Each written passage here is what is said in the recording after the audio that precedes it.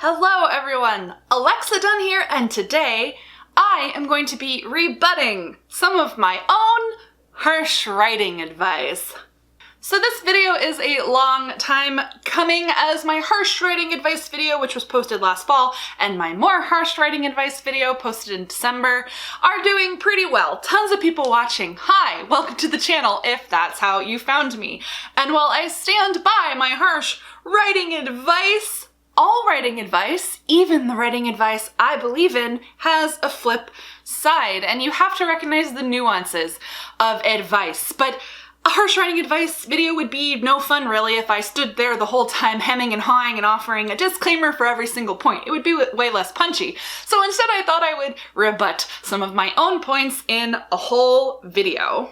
I'll link down below to the first two harsh writing advice videos so you can catch up, but let's dive right in. And the first thing I would like to rebut is the idea that your book is going to suck. All first drafts suck, but write it anyway. Now, I believe this. The point of this advice is so that you stop freaking out about perfection and writing a perfect book in a single draft and just write the damn book. But not all first drafts suck. Not all first books suck. I do firmly believe that all first books have problems. Every book needs to be edited. But there are definitely people who write a first book and it's pretty solid. There is less work to be done on it. It is totally possible to have your first ever novel published. Now, it's not published in its first draft state, and that's where the kernel of truth lies in the harsh writing advice. But this is all about nuance, and that is the nuance. I have friends whose first ever novel was published, but the version that was published was, oh gosh, the 8th, 9th, 10th or more draft, because they revised it many times before they queried and got an agent. They revised it with their agent. They revised it many more times once the book had sold. So the final product was a super polished version of what that first draft, first book was. And I can also say personally, I got an agent for my first ever novel. So I'm definitely a person who can tell you it is possible to write your first ever book and have it not be complete garbage. But of course I didn't get my agent on my first draft of my first book. It was my third or fourth draft. So the first vomit draft of my first ever book still needed a lot of work. And then it didn't get published. So my book that got published was my third book. The next piece of harsh advice to rebut is no one cares. No one cares about your book, baby, as much as you do. And the rebuttal to this is that this changes.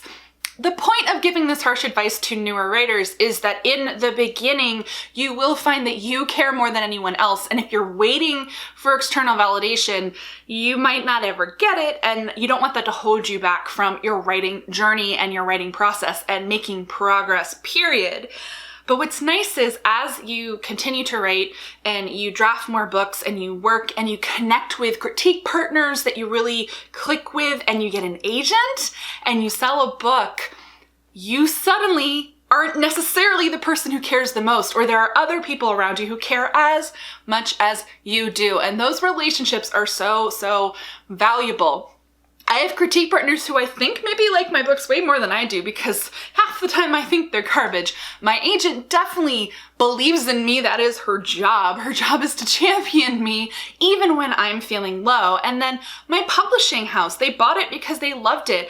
I have so many people rooting for me in publicity and marketing and sales, and that's how it should be. As you progress further along in your writing journey, you find those people who care as much as you do. But don't look for that external validation earlier on in your writing journey, because you are less likely to find it and you don't want that to hold you back. Okay, this one, so controversial. When I said that writer's block doesn't exist, okay, again, I said this one in the harsh writing advice video for newbie writers because I think it is valuable for newer writers to hear. If you think of writer's block as this magical concept that exists, you will let it hold you back. The point of saying writer's block isn't real is to point out that there are real concrete things you can do to make yourself write, to form a writing habit, rituals that you can do that click your creative brain into focus. Or just honestly, if you want to be a professional writer, you do have to learn to write even when you don't want to. And thus writer's block as a concept isn't useful to serious professional writers because sometimes you don't have a choice. But are there times when you are just burned out and you can't write, when it's just not happening and maybe you need to take a break? Yes, of course that is real. Those blocks are certainly real, but the point is you can't let that hold you back. And it can't be, oh, I have writer's block, so I can't accomplish any work for 6 months. That just doesn't work. You can have temporary moments where you need a refresher, where you need to refill your well. And I have tons of advice on this channel about those time periods. And also within this, I already offered this disclaimer in the harsh writing advice video, and yet people really gloss right over it, and that is mental health concerns are real. Mental health and writer's block are not the same thing. Writer's block as a concept that holds writers back, I don't think it's helpful or healthy to invest in it as a real concept. Mental health as a roadblock for creativity and work and making progress is super, super real. And one of the most important things for writers, because I think a lot of writers and creative types suffer from mental health issues. It's a very common correlation. You have to take care of yourself. It's very, very important to recognize burnout, to recognize an episode, whatever it is that you suffer from. And there are all sorts of different things that can very much impact your creative life. It's important to recognize those moments when you need to stop, when it's actually healthy to know that it's not worth pushing through. It's not worth pushing yourself because you need to exercise self-care. And so to me, the most important part in rebutting writer's block is for you to recognize as a writer, am I making excuses for myself or is this legit? And if you suffer from mental health issues, always trust your gut. Take those moments for self-care and also reach out. Reaching out for help can be so enormously helpful. One aspect specifically of mental health that I think impacts creatives and writers is the intersection between imposter syndrome and mental health. It can be so easy to get super down on yourself and lose belief in yourself when you have that intersection of being a creative professional who also has mental health issues. And I think in those moments, it's really important to reach out for support. And this actually calls back to the previous point of once you start having that team around you who believes in you as much as you do, believes in your work and loves your work as much or more than you do, those are the people to go to when you're feeling really down because they can reassure you, not a magic solution to pull you out of an episode, but definitely support to surround you. Another piece of harsh advice I gave that I quasi-rebutted or supported in the second harsh writing advice video, but I first covered in the first one, is that sometimes you're just not good enough for traditional publishing. You're not ready. You're not there. The harsh advice that you may think you're amazing, but maybe you need a bit more work. But part of the rebuttal to that in the next one is sometimes it's not you. Sometimes it is the market. Sometimes it is timing. Sometimes it is luck. So the rebuttal there is that sometimes it's not as cut and dry as good or bad. It is timing, market, luck. And I'll refer you to a video I posted, How Do You Know If You're a Good Writer, to watch, because the trick here is navigating, keeping your confidence up if you know that you're good and you have something, but it's just maybe this book, it's the market, it's the moment. And I just want to say that so that no one who saw kind of that harsh writing advice, sometimes you're just not good enough, that it's not, something that totally drags you down. Because you can be a really good writer. Many amazing good writers don't see success in the traditional market, or even you can publish a great book self-publishing and it might not find its audience either. readers are fickle, the market is fickle, marketing is hard. So that's kind of a rebuttal just to know that nothing about any creative art really and any creative art in a consumer marketplace is fair. That you can be talented, you can be good, and it doesn't mean you're necessarily going to reap the rewards of commercial success, whether that's an agent, a book deal, tons of money, readers loving you, etc. Okay, the next point I want to rebut is you have the time to write. You do have the time to write, by the way. I do firmly believe this, that serious writers, professional writers, make the time. But the rebuttal to this is sometimes, for periods of time, you literally don't have the time. You are going to have priorities in your life that are more important than writing. And so I don't want anyone watching the harsh writing advice video to feel really shitty about themselves because, for example, like maybe you just had a baby, maybe you're the sole breadwinner in your family and you're juggling a lot of responsibilities. Maybe your day job is in an extreme busy period and you just literally do not have the emotional energy or bandwidth to also fit in writing. This is a real thing. And telling you that you have to make the time is really good harsh advice, by the way, but it's not helpful when you legitimately don't have the time and then you feel guilty. But what I'll say is these periods of true crunch on your time don't last forever. And so the reason to offer the harsh advice of you can't just lament, oh, I wish I had the time, you have to make the time, is that the average person lamenting this is making excuses. There are places to carve out time, and if you are in that situation where you're so super tight packed, ask yourself when it's gonna let up. Kids get older, busy periods at work kind of ebb and flow. Yes, you want to see your friends, you have a lot of social commitments, but that eases up at some point or you decide to prioritize writing over that thing. So I just think it's really important to kind of bear that in mind that, again, just like the writer's block thing, just like the burnout thing, just like the mental health thing, there are moments where you do need to take a break. You need to step back and it is okay not to write. But the harsh part is that sometimes when you are trying to be a professional writer, when you are being a serious writer, other people just don't care if it's hard for you. So there's always going to be a balance between kind of making the time and knowing when you truly are up against a wall and you just can't do it right now. And so there's always a balancing act of kind of navigating those things. So my next rebuttal, I actually kind of feel bad about because the harsh advice in the first video, this is almost a hopeful piece of harsh advice, and now I'm gonna scuttle that. And that was that nothing is original, and so you shouldn't twist yourself into pretzels about having a unique and perfect idea. That it's all about execution and making an idea and tropes and so on your own. But the rebuttal to this is you can write something that is just too much of a retread, that really is too similar to a ton of things that are already out there, or really famous things that are really out there. And there is such thing as idea fatigue, trope fatigue. So for example, you don't get to write a book set in a dystopian world where children are put into an arena to kill each other just because you want to. And I don't doubt that you might be able to put your own original spin on this, but some high concept ideas are so specific to super famous things that you just can't touch it.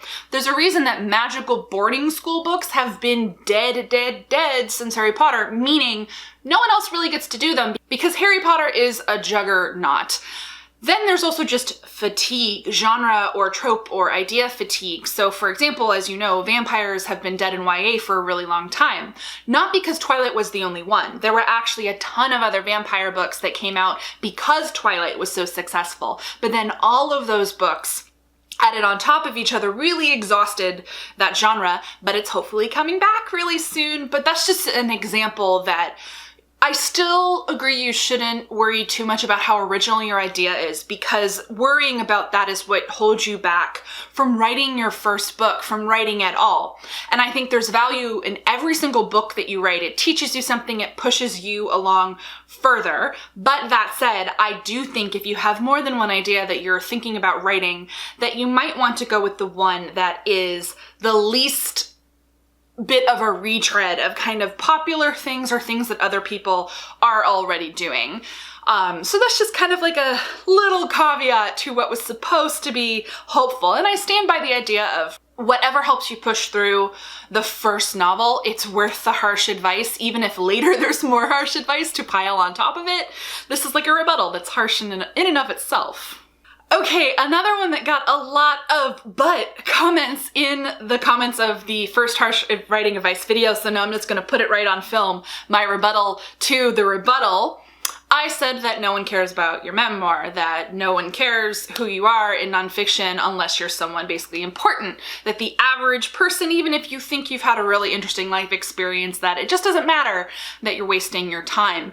I stand by this because of how the industry works, not because I don't think that you're an interesting person. This is how the nonfiction industry works. When you're reaching out to agents and publishers, primarily agents before you go to publishers, you do have to have a platform for nonfiction. You have to outline in a proposal that you are submitting to the agent why you are the right person to tell this story, why your memoir is basically will sell, why you have the platform to sell this idea. It actually matters who you are in nonfiction.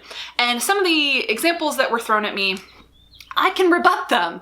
The Glass Castle came up a few times, as did Beautiful Boy. And here is the thing about memoirs like that, some of the big famous ones. They're written by successful journalists. So meaning these are individuals who were already professional writers. In some cases, they already had books published, different books that weren't memoirs, but were nonfiction books, or they had a very robust number of professional journalism credits, and that is platform. They were able to reach out to agents or already had relationships with publishers, in the case of Jeanette Walls, who wrote The Glass Castle, that gave them the platform to make their personal memoir work. So I stand by the point that Joe Blow out there who thinks their life is really interesting isn't just going to sell a memoir. You have to have some kind of platform, whatever that is. You're a professional journalist already, you're a TV personality, you have a YouTube channel, whatever it is, platform really, really is important in nonfiction. And a little rebuttal point for how you debut matters that I knew even when I filmed the harsh advice, and I stand by it because I still think it's worth taking great care into thinking about how your first book is published. Your first book under the name that you want to build a professional career under is published. What the book is, how you do it. I still really think it matters. But the rebuttal to this is you can technically overcome a poor debut, but you have to be careful about it. It involves sometimes changing your name. It can be leaving a long gap of time. It could be that you need to wait for 5 years before you try to do something else. And so there are ways to overcome it, but I think most people just still need to be aware that while technically if you debut poorly, you can overcome it, that the flip of how to do that is often untenable, unacceptable, something that writers don't want to deal with, which is changing your name or waiting a really, really, really long time. So that's like a tiny rebuttal to let you know that of course there are exceptions. People who maybe didn't debut as well their first book, maybe they did self-publish it and it didn't do much. Yeah, you can still debut traditionally. Like it's not totally the end of the world. Or you debut traditionally and no one bought your book. You might have to change your name. It happens all the time. There are exceptions, but I still think it's worth doing the due diligence of picking the right project and doing the best you can to be published as well as possible, whatever your first book is. And finally, I don't want to talk about this. I don't. I really don't. Even in my more harsh writing advice video, I said in the video that I knew what people would say in the comments, and yet they still said it. I'm not going to dig into the nitty-gritty of sometimes you're not the right writer for a project, meaning I'm not going to debate this. I'm not going to argue this.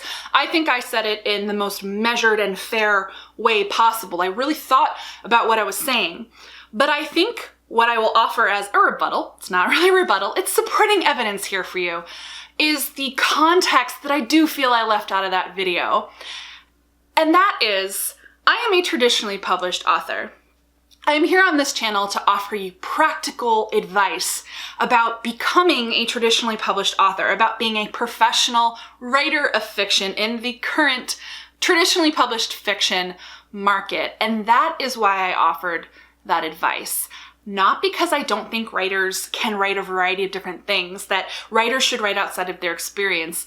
All writers should write outside of their experience, because if we only wrote what we knew, our books would be kind of boring and all the same. We all write about fantastical things we've never experienced, and we explore ideas and things through characters who aren't exactly the same as us. But I would be doing a disservice to people who watch this channel, to people that I give advice to offline as well, if I lied to you and told you that you can publish any book you want to publish as long as it's good, because that is not the truth. The market matters, market trends matter, but actually I don't want to call this a trend.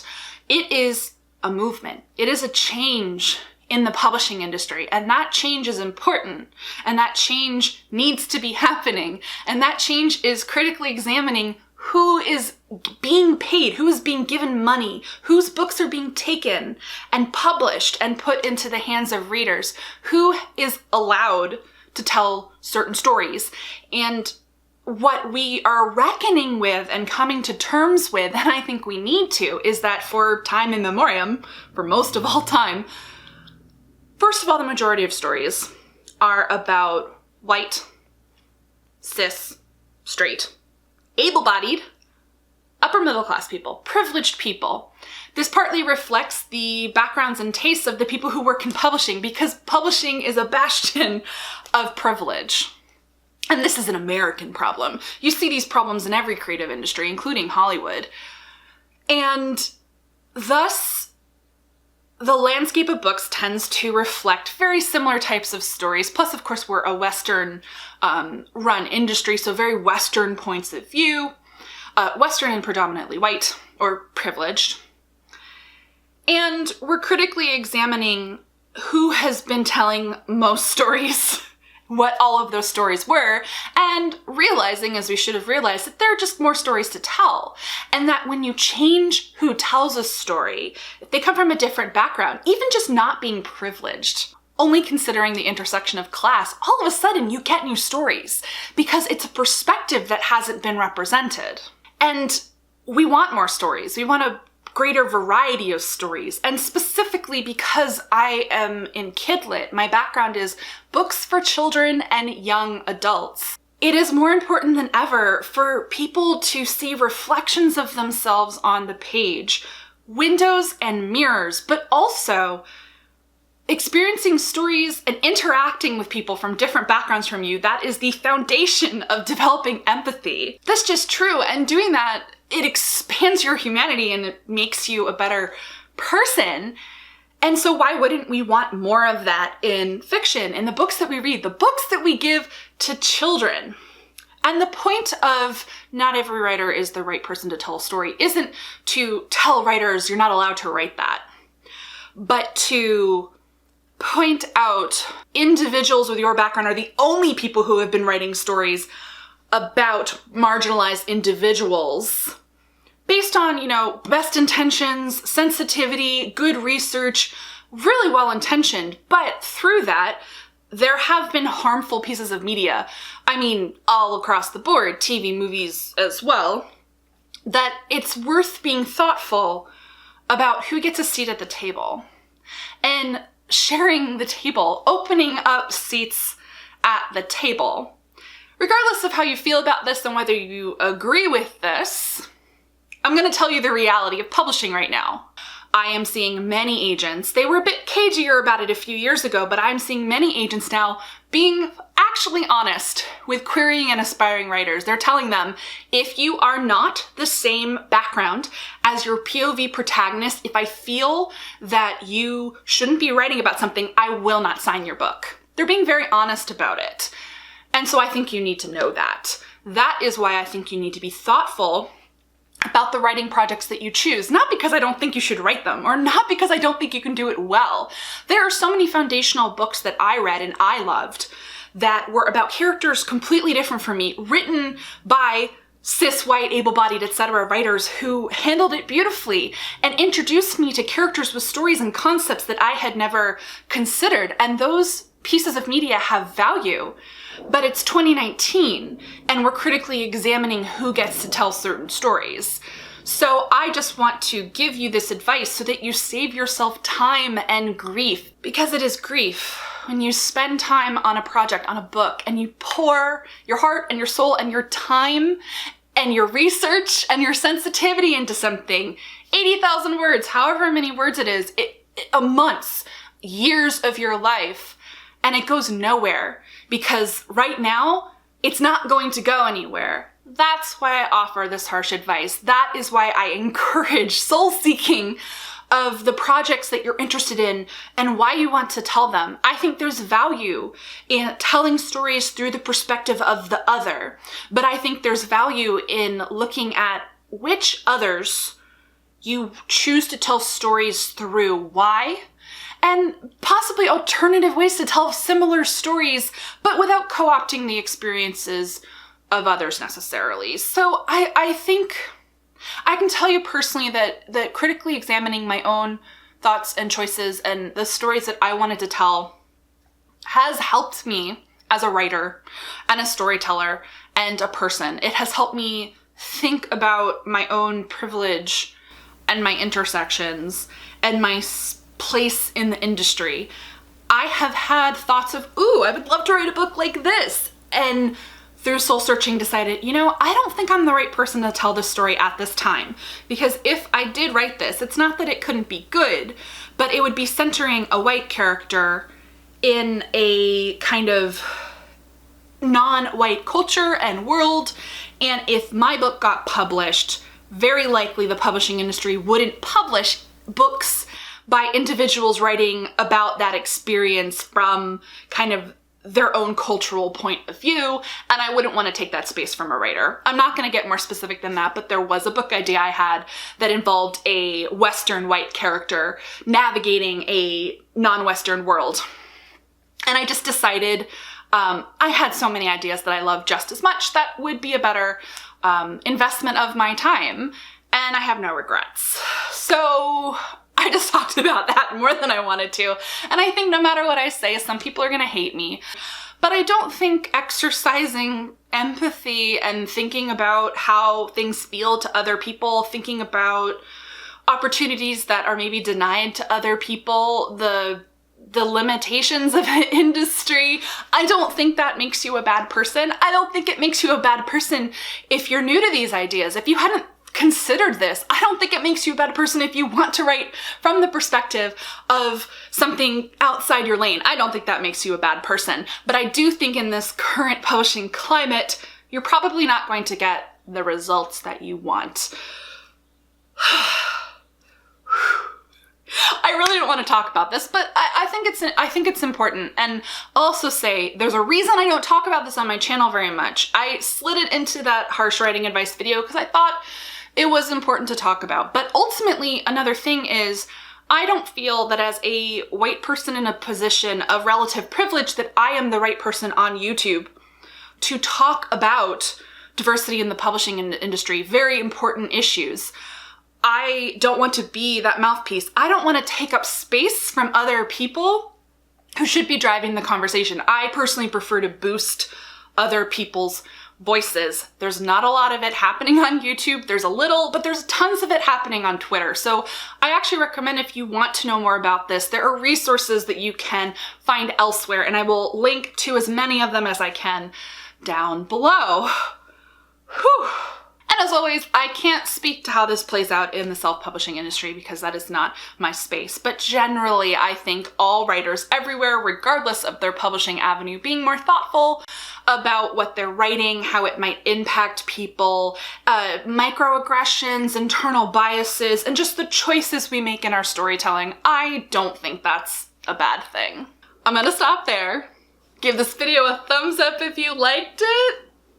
I bet this one's gonna get a lot of thumbs downs, but hopefully you liked it, because I think the point here is all harsh advice, all punchy fun advice that can help push you along has a flip side. There's nuance to everything. No advice is like uniformly good or bad or right or wrong. There's kernels of truth in everything. And the key is to take the piece of advice that help you when they help you, how they help you, and take other things, including the flip sides, to help you when you need them as well. If you're not already subscribed to the channel, go ahead and do that. I post new videos 2 to 3 times a week.